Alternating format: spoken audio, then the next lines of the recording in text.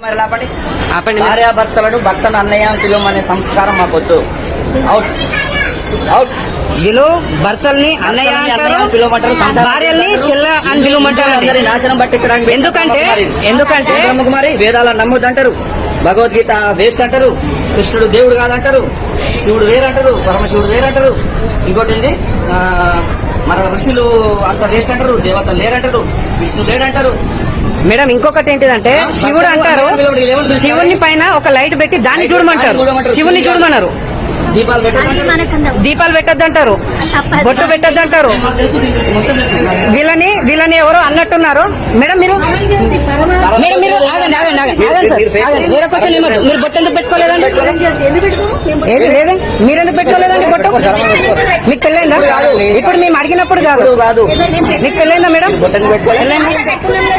అక్కడ కాదండి, మీరు పెట్టుకున్నారా? మట్టలు ఇవ్వండి మీరు.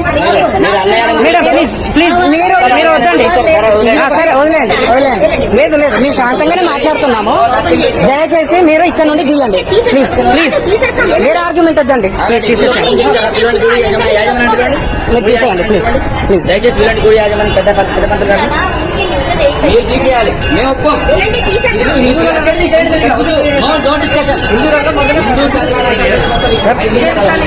మేడం ఇక్కడ రండి, ఆగండి సార్. ఇక్కడ యేసుప్రభు ఎందుకున్నారండి? యేసుప్రభు ఎందుకున్నారండి? హిందూ టెంపుల్లో యేసుప్రభు ఎందుకున్నారండి? మీరు యేసుప్రభు ఎందుకున్నామా? యేసుప్రభు ఎవరు? పూజించే వాళ్ళు కాదు, ఆయన దేవుడు కాదు. కాదండి. మరి ఎందుకు పెట్టారు? టెంపుల్లకి ఆయన ఎందుకు తీసుకొచ్చారు?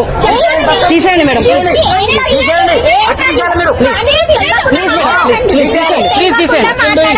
మీరు మొత్తం తీసేయండి.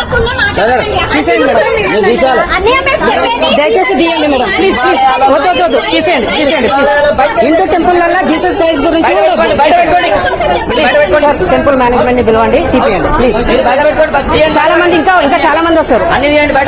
ఇప్పుడు మేము మాట్లాడితే అందరు వస్తున్నారు. మేడం ప్లీజ్ ఇంకా మాట్లాడద్దు ప్లీజ్. తీసేయండి. గురించి మొత్తం తెలుసు మాకు. తీసేయండి. ఎవడో వాడు ఎక్కడి నుంచి వచ్చిండో సంగతి ఏందో కాదండి. మీకు పరమేశ్వరుడు శ్రీకృష్ణుడు అండి. తీసేయండి. సరే మేడం తీసేయండి.